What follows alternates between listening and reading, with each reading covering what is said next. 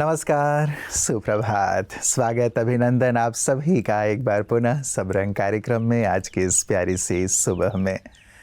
मित्रों, पूजा से अपने दिवस की शुरुआत करना हमारी संस्कृति रही है। आज का हमारा शब्द है W, जो अल्फ़ाबेट हम लेने जा रहे हैं। वर्शिप हमारी संस्कृति का एक अभिन्न अंग। आँख खुलते ही हम पूजा से, ध्यान से ईश्वर को याद करके अपने दिवस की शुरुआत करते हैं और इससे हम महसूस करते हैं, पाते हैं कि जहाँ पूजा है, वर्शिप है, वहाँ जीवन में बहुत ही सहजता और सरलता आती चलती है, जीवन में सफलता आती चलती है। तो कहते हैं ना कि यदि दिवस की शुरुआत अच्छी हो तो सारा दिन अच्छा जाता है। यदि दिवस की शुरुआत में किसी अच्छे व्यक्ति का मुंह देख लिया जाए तो सारा दिन अच्छा जाता है। और वर्शिप तो हमें परमात्मा के दीदार कराते हैं, तो सचमुच कितना खूबसूरत हो जाता है दिन भी और सारा जीवन भी। और साथ ही ईश्वर हमें ये भी सिखाते हैं कि केवल मेरी पूजा नहीं, लेकिन अपने कार्य की भी पूजा करो। तो मित्रों, वर्शिप केवल परमात्मा के नहीं, लेकिन अपने कार्यों की पूजा, अपने अच्छे जो लक्ष्य हैं उनके प्रति अपने आप को अर्पण करना, ये भी हमारी पूजा है। तो W से हमने पहला वर्ड लिया है मित्रों, वर्शिप। न केवल ईश्वर के प्रति, लेकिन अपने कार्य के प्रति भी अर्पित होना, उसके प्रति भी अपने आप को ऐसे श्रद्धा भाव से समर्पित करना कि वो कार्य सिद्ध हो जाए। तो वर्शिप के साथ आइए चलते हैं आज के सुंदर सुवाक्य की ओर। अभीष्ट फल की प्राप्ति हो ना हो, विद्वान पुरुष उसके लिए शोक नहीं करता। जीवन अनेकानेक परिस्थितियों का सम्मिश्रण है, कुछ हमारे पक्ष में और कुछ नहीं भी। लेकिन समझदार इंसान तो वो है जो कोशिश करना न छोड़े। वांछनीय फल की आशा हर एक करता है, लेकिन फलस्वरूप परिणाम की अप्राप्ति से हमें मुरझाना नहीं है, शोक नहीं करना है। इसके विपरीत हमें अपना दृष्टिकोण बदलने की जरूरत होती है। लक्ष्य की प्राप्ति तो अनिवार्य है, लेकिन उस प्राप्ति के लिए हमें और भी प्रयास करना है। हर एक परिस्थिति एक सीख है। असली विद्वान तो वो है जो जीवन के हर एक परिस्थिति से सीख ले, उसे अपनाकर असफलता को सफलता में परिवर्तित करे और दुख में भी सुख का चयन करे। मित्रों, W से हमने दूसरा शब्द लिया है। जहाँ वर्शिप जीवन में है, वहाँ विल पावर हमारे जीवन में आती चली जाती है, क्योंकि हम ईश्वर से जुड़ते हैं। तो ईश्वर जो कि सर्व शक्तियों के दाता हैं, वो हमारे अंतर मन को भी सशक्त कर देते हैं। विल पावर, कुछ करने की इच्छा शक्ति, संकल्प शक्ति अपने आप में बहुत ही अद्भुत उपहार है ईश्वर के द्वारा दिया हुआ। जिसके अंदर संकल्प शक्ति होता है, वो कोई भी कार्य बहुत सहजता से कर लेता है, आसानी से कर लेता है। और जिसके पास विल पावर नहीं होता, वो किसी भी कार्य को कर नहीं पाता, उसके लिए अपने आप को कटिबद्ध नहीं कर पाता। इसलिए मित्रों, विल पावर के आधार पे जीवन में आगे बढ़ते चलें। तो वर्शिप हमारे अंदर विल पावर ले आता है, जिससे हमें कार्य में बहुत ही सहज रूप से सिद्धि की प्राप्ति होती है। तो जो भी आपने जीवन में ठाना है, जो भी अपने लिए नियम मर्यादाएं बनाई हैं, जो भी आज की दिनचर्या तय की है, उसके लिए अपने अंदर विल पावर पैदा करें कि ये कार्य मुझे करना ही है। ओम शांति। हम एजुकेशन के प्रति तो अवेयर हैं, लेकिन क्या हम इमोशनल लिटरेसी के प्रति भी उतना ही जागरूक हैं? जी हाँ, इमोशनल लिटरेसी यानी अपनी भावनाओं को समझना, अपनी भावनाओं को, इमोशंस को लेबल कर पाना, दूसरों की भावनाओं को समझना, पहचानना और उसी हिसाब से उनके साथ संबंध में आना, उनके साथ व्यवहार में आना। तो कैसे जाने हम अपने इमोशंस को, कैसे बने इमोशनल लिटरेट? यदि आपको किसी भी कारण से लो फील हो रहा है, तो उस समय थोड़ा रुक के ये समझने का प्रयास कीजिए कि इसकी वजह क्या है, इसका कारण क्या है। कहीं आप अपने प्रति कोई भी निगेटिव सेल्फ टॉक तो नहीं कर रही हैं, कहीं कोई ऐसी पास्ट की बातें तो नहीं है जो आप इस समय याद कर दुखी फील कर रही हैं। तो इस तरह से हम अपने इमोशंस को पहचानें, उसे लेबल करें, क्योंकि हमारी भावनाओं का सिर्फ संबंधों पर ही नकारात्मक प्रभाव या सकारात्मक प्रभाव नहीं है, हमारे हेल्थ पर, हमारे ब्रेन पर, हमारे बॉडी पर भी हमारी भावनाओं का असर पड़ता है। और हमारा ये संपूर्ण जीवन 4 डायमेंशंस के आसपास ही तो घूमता है, फिजिकल, मेंटल, इमोशनल और स्पिरिचुअल। तो अपने भावनाओं को समझिए, पहचानिए, इसे लेबल करिए, इमोशनली लिटरेट बनिए।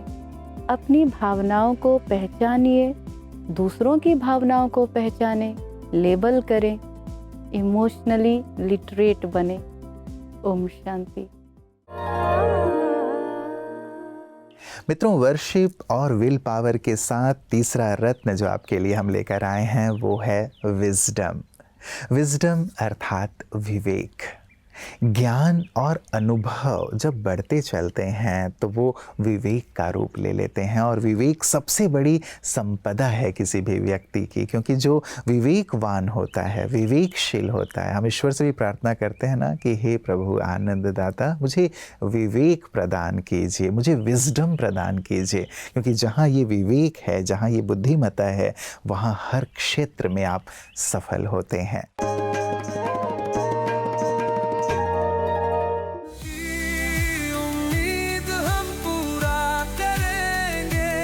हर कदम आगे बढ़ते रहेंगे। क्या आप एक छोटा सा एक्सपीरियंस करा सकते हैं सो दैट हम घर पर भी उस चीज़ को प्रैक्टिस कर सकें कि अपने इमोशंस को कैसे हम पॉजिटिव करें? जी श्योर। सभी बच्चे सीधा होके थोड़ा बैठ जाएं, very very relaxed, very comfortable. Little time for your own self. याद करें उस एक दिन को जब आपने बहुत खुशी का अनुभव किया था, जब आप सारा दिन बहुत खुश थे। कोई एक इंसिडेंट को याद करें और देखें अपने आप को उस इंसिडेंट में, उस सिचुएशन में, और उस खुशी को महसूस करें अभी इस पल में, जो खुशी आपने उस समय क्रिएट करी थी। ये खुशी का अनुभव आप ऑलरेडी कर चुके हैं। आज यहाँ बैठकर हम सिर्फ उस खुशी के फोल्डर को फिर से एक्टिवेट करके उसे पूरी तरह से महसूस कर रहे हैं। उस खुशी के अनुभव को बहुत गहराई से महसूस करें। Just be with that feeling of happiness and slowly come back to this room. Continue to be with that feeling of happiness और अपने आप से कहें कि आज सारा दिन मैं उसी खुशी को अनुभव करूँगा जो मैंने अभी अनुभव करी। Just be with yourself, just be with your breath, very very comfortable. Om Shanti.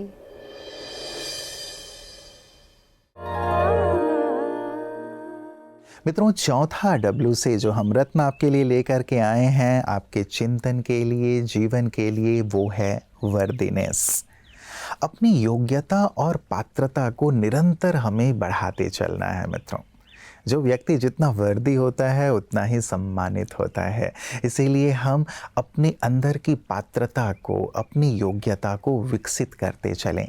और ये पात्रता ऊपर से जुड़ी हुई चीज़ें हैं मित्रों, जहाँ से हमने शुरू की थी। जहाँ हमारे अंदर वर्शिप की भावना है वहाँ विल पावर भी आती है, वहाँ हमारे अंदर ये जो पात्रता है वर्दीनेस की वो भी विकसित होती चली जाती है। जहाँ अंदर प्रकाश होता है ना, विजडम होता है, वहाँ ऑटोमेटिक योग्यताओं का भी विकास होता चलता है। बौद्धिक विकास हमारे अंदर की योग्यताओं को भी विकसित करता चलता है। इसीलिए अपने मन को शांत रखना, स्थिर रखना और साथ ही साथ उसे स्वच्छ रखना हमारी योग्यताओं को बढ़ाने में हमें मदद करता है। तो अपनी वर्दीनेस को अर्थात अपनी योग्यता को, अपनी पात्रता को बढ़ाते चलें। आप संसार में छा जाएंगे, जहाँ भी जाएंगे वहाँ लोगों के हृदय पर राज्य करेंगे।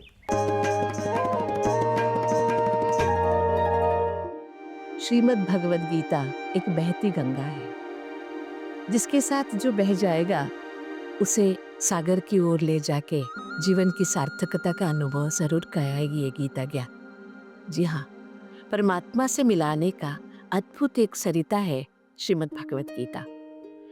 कहती है, सक्ताः कर्मण्ये विद्वांसो यथा कुर्वन्ति भारत। माना जो मनुष्य आसक्ति में आके कर्म करता है, भले वो विद्वांसी क्यों ना हो, वो इस बहती गंगा में अपने आप को जीवन की सार्थकता की ओर बढ़ा नहीं सकता, क्योंकि कहीं ना कहीं आसक्ति में अटक जाता है। जब आसक्ति में अटक गया तो ज्ञान तो उससे बहुत दूर चला गया। जब ज्ञान मनुष्य आत्मा की जीवन में धारणा के रूप में नहीं होती है, केवल कहने मात्र हम विद्वांस बने रह जाते हैं, इससे मनुष्य आत्मा दूसरों के लिए प्रेरित नहीं हो सकता है। दूसरों के लिए प्रेरित होने के लिए दिखावा नहीं, आचरण चाहिए। आचरण भी अगर सच्चे दिल का हो तो वो ही असर करता है। इसीलिए परमात्मा ने खुद आकर मनुष्य आत्मा को कर्मयोग की ओर इशारा किया, क्योंकि गीता तो हम सदियों से सुन रहे थे, उसका असर क्यों नहीं हुआ? क्योंकि उस गीता ज्ञान में हम मनुष्य आत्मा ने अपना थोड़ा सा घमंड, अपनी थोड़ी सी आसक्ति मिला लिया। इसलिए पुनः मनुष्य आत्मा को आसक्ति रहित कर्म करने की प्रेरणा देते हुए और ये विश्वास दिलाते हुए कि आसक्ति रहित कर्म हो सकता है, तुम कर सकते हो, इसी विश्वास के आधार से मनुष्य आत्मा ने पंडित, विद्वांस, ज्ञानी का अर्थ समझाया। कितना सुंदर है ना? तो हम ज्ञानी बने, पंडित नहीं। डब्लू से जो पांचवा गुण, पांचवा रत्न आज हम आपके लिए लेकर आए हैं वो है मित्रों वेल विशर। आज सबको इसकी आवश्यकता है। डॉक्टर भी कहते हैं मैंने दवा कर दी है, आप दुआ कीजिए। हर एक व्यक्ति, चाहे वो छोटा है, बड़ा है, अमीर है, गरीब है, जैसा भी है, उसको हमारी शुभ भावनाओं की, हमारी दुआओं की आवश्यकता होती है। न केवल उन्हें लेकिन प्रकृति को भी, समूची कायनात को हमारी इस शुभ भावनाओं की आवश्यकता है। और हमारी तो संस्कृति में ये सुंदर शब्द ही है, हम गाते ही हैं, सर्वे भवन्तु सुखिनः सर्वे संतु निरामया। ये वेल विशर वाली बात है। अपनी शुभ भावनाएं हम सारे संसार के लिए अर्पित करते हैं, अपने हृदय की भावनाएं कि सबका कल्याण हो, सबका उत्थान हो। और जहाँ सबका कल्याण होगा वहाँ मेरा कल्याण तो सबसे पहले होगा, क्योंकि यहाँ से ही मैं उस संकल्प को सारे संसार में भेज रहा हूँ। तो मित्रों, सबके लिए वेल विशर बने, किसी के लिए भी अशुभ भाव ना रखें, घृणा का भाव ना रखें, अहित का भाव ना रखें, क्योंकि ये भाव उसे बाद में नुकसान पहुंचाएगा, लेकिन पहले हमें ही नुकसान पहुंचाता है। और हमने शुरुआत वर्शिप से की थी, अर्थात ईश्वर की प्रार्थना, ईश्वर की आराधना या ईश्वर से जुड़ने से की थी।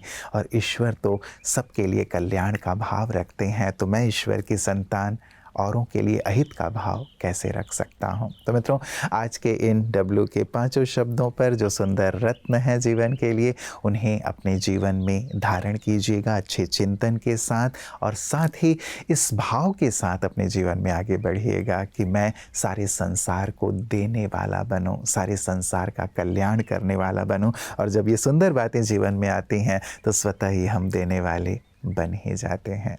तो अपना ख्याल रखिएगा। कल पुनः इसी वक्त आप सबसे मुलाकात होगी। नमस्कार। ओम शांति।